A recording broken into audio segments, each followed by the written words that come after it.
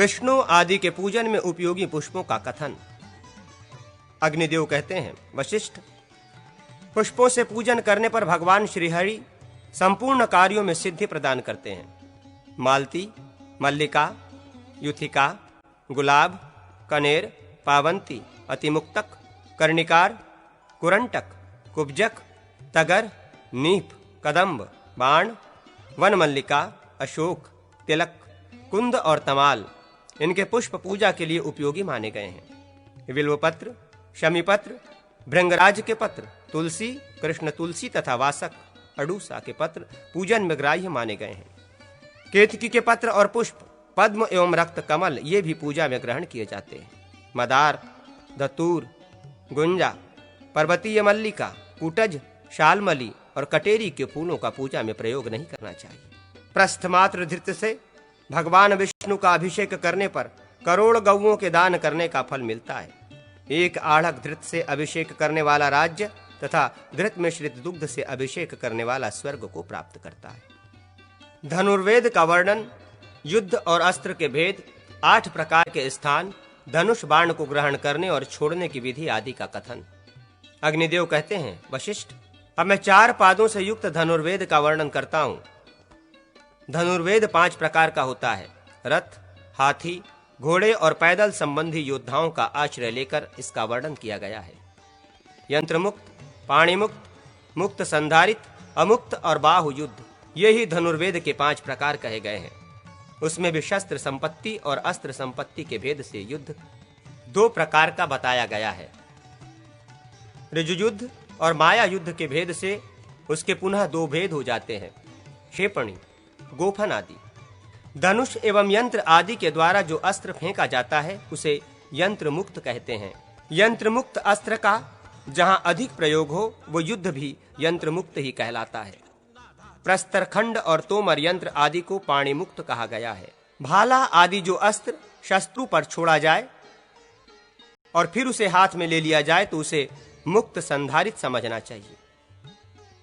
खड्ग, तलवार आदि को अमुक्त कहते हैं और जिसमें अस्त्र शस्त्रों का प्रयोग न करके मल्लों की भांति लड़ा जाए उस युद्ध को नियुद्ध या बाहु युद्ध कहते हैं। युद्ध की इच्छा रखने वाला पुरुष श्रम को जीते और योग्य पात्रों का संग्रह करे।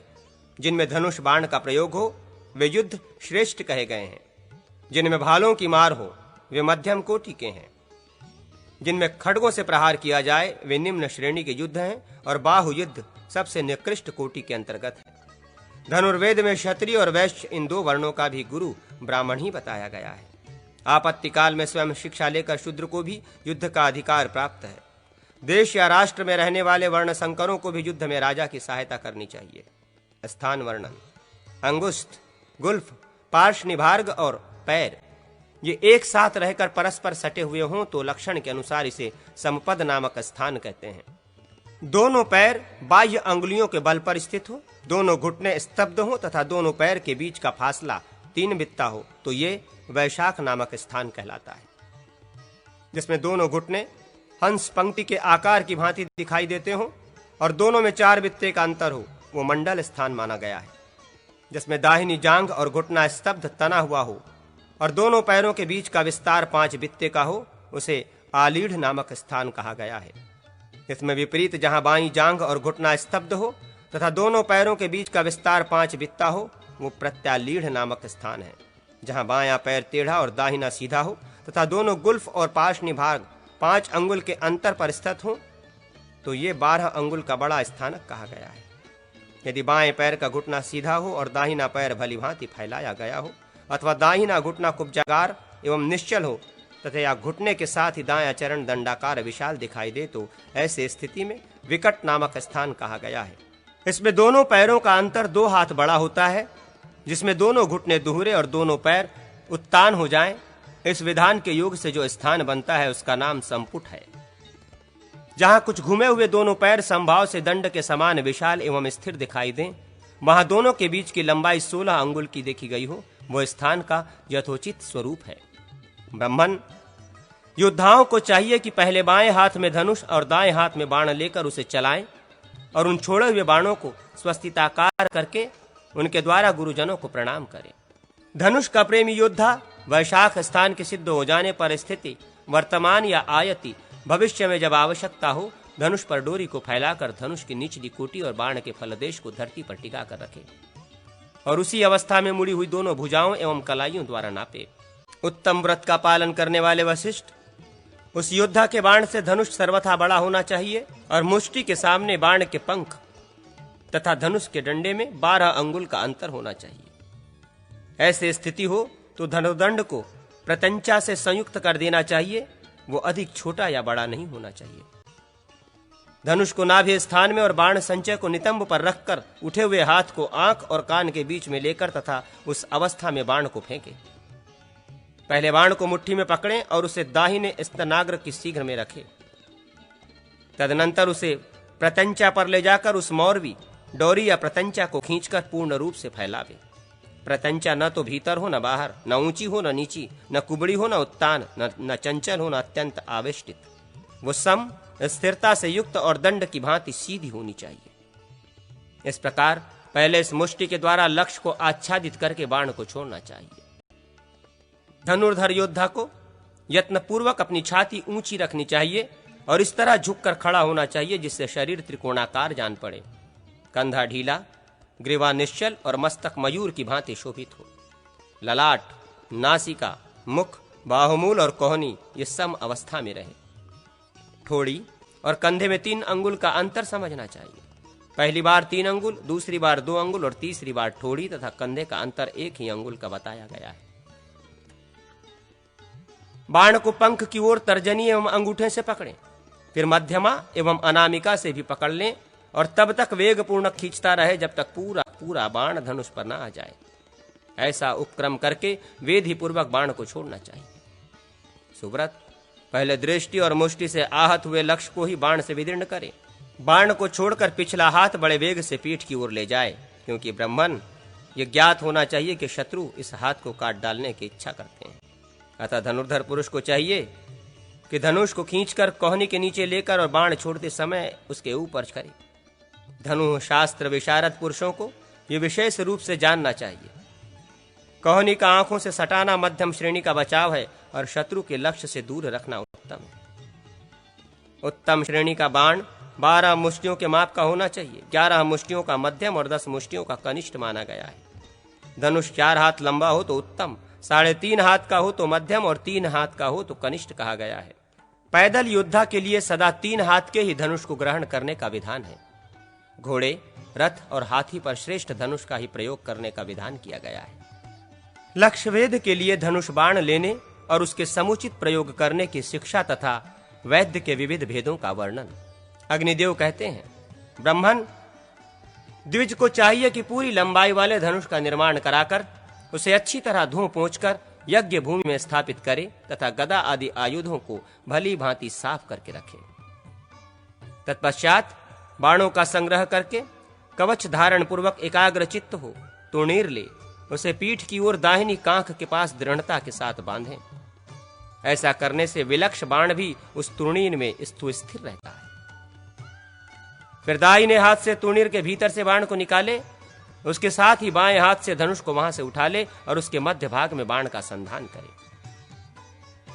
चित्त में विषाद को न आने दे, उत्साह संपन्न हो धनुष की डोरी पर बाण का पंख भाग रखें। फिर सिंहकर्ण नामक मुष्टि द्वारा डोरी को पंख के साथ ही दृढ़ता पूर्वक दबाकर समभाव से संधान करें और बाण को लक्ष्य की ओर छोड़ें। यदि बाएं हाथ से बाण को चलाना हो तो बाएं हाथ से बाण लें और दाहिने हाथ से धनुष की मुट्ठी पकड़े। फिर प्रत्यंचा पर बाण को इस तरह रखें कि खींचने पर उसका फल या पंख बाएं कान के समीप आ जाए। उस समय बाण को बाएं हाथ की तर्जनी और अंगुष्ठ के अतिरिक्त मध्यमा अंगुली से भी धारण किए रहे। बाण चलाने की विधि को जानने वाला पुरुष उपर्युक्त मुष्टि के द्वारा धनुष को दृढ़ता पूर्वक पकड़कर मन को दृष्टि के साथ ही लक्ष्यगत करके बाण को शरीर के दाहिने भाग की ओर रखते हुए लक्ष्य की ओर छोड़े। धनुष का दंड इतना बड़ा हो कि भूमि पर खड़ा करने पर उसकी ऊंचाई ललाट तक आ जाए। उस पर लक्ष्य वेध के लिए 16 अंगुल लंबे चंद्रक बाण विशेष का संधान करें और उसे भली भांति खींचकर लक्ष्य पर प्रहार करें। इस तरह एक बाण का प्रहार करके फिर तत्काल ही तुणीर से अंगुष्ठ एवं तर्जनी अंगुली द्वारा बारंबार बाण निकाले। उसे मध्यमा अंगुली से भी दबाकर काबू में करें और शीघ्र ही दृष्टिगत लक्ष्य की ओर चलावे। चारों ओर तथा दक्षिण और लक्ष्यवेध का क्रम जारी रखे। योद्धा पहले से ही चारों ओर बाण मारकर सब ओर के लक्ष्य को वेधने का अभ्यास करे। तदनंतर वो तीक्ष्ण, परावृत, गत, निम्न, उन्नत तथा क्षिप्र वेध का अभ्यास बढ़ावे। वैद्य लक्ष्य करके ये जो प्रयुक्त स्थान है, इनमें सत्व, बल एवं धैर्य का पुट देते हुए विचित्र एवं दुस्तर रीति से सैकड़ों बार हाथ से बाणों के निकालने एवं छोड़ने की क्रिया द्वारा धनुष का तर्जन करे, उस पर टंकार करे। विप्रवर, उक्त वैद्य के अनेक भेद हैं। पहले तो दृढ़, दुष्कर तथा चित्र दुष्कर, ये वैद्य के 3 भेद हैं। ये तीनों ही भेद 2-2 प्रकार के होते हैं। नत, निम्न और तीक्ष्ण, ये दृढ़ वैद्य के 2 भेद हैं। दुष्कर वैद्य के भी निम्न और उधर्वगत, ये 2 भेद कहे गए हैं तथा चित्र दुष्कर वैद्य के मस्तकपन और मध्य, ये 2 भेद बताए गए हैं। इस प्रकार इन वेद्य गणों को सिद्ध करके वीर पुरुष पहले दाएं और बाएं पार्श्व से शत्रु सेना पर चढ़ाई करे। इससे मनुष्य को अपने लक्ष्य पर विजय प्राप्त होती है। प्रयोक्ता पुरुषों के वैद्य के विषय में यही विधि देखी और बताई गई है। योद्धा के लिए उस वैद्य की अपेक्षा भ्रमण को अधिक उत्तम माना गया है। वो लक्ष्य को अपने बाण के पंख भाग से आच्छादित करके उसकी ओर दृढ़तापूर्वक शरसंधान करे। जो लक्ष्य भ्रमणशील, अत्यंत चंचल और सुस्थिर हो, उस पर सब ओर से प्रहार करे, उसका भेदन और छेदन करे तथा उसे सर्वथा पीड़ा पहुंचाए। कर्मयोग के विधान का ज्ञाता पुरुष इस प्रकार समझ बुझकर उचित विधि का आचरण अनुष्ठान करे, जिससे मंत्र, नेत्र और दृष्टि के द्वारा लक्ष्य के साथ एकता स्थापन की कला सीख ली है। वो योद्धा यमराज को भी जीत सकता है। पाठांतर के अनुसार वो श्रम को जीत लेता है, युद्ध करते करते थकता नहीं है। पाश के निर्माण और प्रयोग की विधि तथा तलवार और लाठी को अपने पास रखने पर शत्रु पर चलाने की उपर्युक्त पद्धति का निर्देश। अग्निदेव कहते हैं, ब्रह्मन, जिसने हाथ, मन और दृष्टि को जीत लिया है, ऐसा लक्ष्य साधक नियत सिद्धि को पाकर युद्ध के लिए वाहन पर आरूढ़ हो। पाश 10 हाथ का बड़ा, गोलाकार और हाथ के लिए सुखद होना चाहिए। इसके लिए अच्छी मुंज, हरिण की तांत अथवा आंख के छिलकों की डोरी तैयार करानी चाहिए। इसके सिवा अन्य सुदृढ़, पट्टसूत्र आदि वस्तुओं का भी सुंदर पाश बनाया जा सकता है। उक्त सूत्रों या रस्सियों को कई आवृत्ति लपेटकर खूब बट ले। विज्ञ पुरुष 30 आवृत्ति करके बटे हुए सूत्र या रस्सी से ही पाश का निर्माण करे। शिक्षकों को पाश की शिक्षा देने के लिए कक्षाओं में स्थान बनाना चाहिए। पाश को बाएं हाथ में लेकर दाहिने हाथ से उधेड़े, फिर कुंडलाकार बना सब ओर घुमाकर शत्रु के मस्तक के ऊपर फेंकना चाहिए। पहले तिनके के बने और चमड़े से मढ़े हुए पुरुष पर उसका प्रयोग करना चाहिए। तत्पश्चात उछलते, कूदते और जोर जोर से चलते हुए मनुष्यों पर सम्यक रूप से विधिवत प्रयोग करके सफलता प्राप्त कर लेने पर ही पाश का प्रयोग करें। सुशिक्षित योद्धा को पाश द्वारा यथोचित रीति से जीत लेने पर ही शत्रु के प्रति पाश बंधन की क्रिया करनी चाहिए। तदनंतर कमर में म्यान सहित तलवार बांधकर उसे बाईं ओर लटका लें। उसकी म्यान को बाएं हाथ से दृढ़ता के साथ पकड़कर दाएं हाथ से तलवार को बाहर निकालें। उस तलवार की चौड़ाई 6 अंगुल और लंबाई या ऊंचाई 7 हाथ की हो। लोहे की बनी हुई कई शलाकाएं और नाना प्रकार के कवच अपने आधे या समूचे हाथ में लगा लें। अगल बगल में और ऊपर नीचे भी शरीर की रक्षा के लिए इन सब वस्तुओं का विधिवत धारण करें। युद्ध में विजय के लिए जिस विधि से जैसी योजना बनानी चाहिए वो बताता हूं, सुनो। तोनेर में चमड़े से मढ़ी हुई एक नई और मजबूत लाठी अपने पास रख लें। उस लाठी को दाहिने हाथ की उंगलियों से उठाकर वो जिसके ऊपर जोर से आघात करेगा वो शत्रु का अवश्य नाश हो जाएगा। इस क्रिया में सिद्धि मिलने पर वो दोनों हाथों से लाठी को शत्रु के ऊपर गिरावे। उससे अनायास ही वो उसका वध कर सकता है। इस तरह युद्ध में सिद्धि की बात बताई गई। रणभूमि में भलीभांति संचरण के लिए अपने वाहनों से श्रम कराते रहना चाहिए। ये बात तुम्हें पहले बताई गई है। तलवार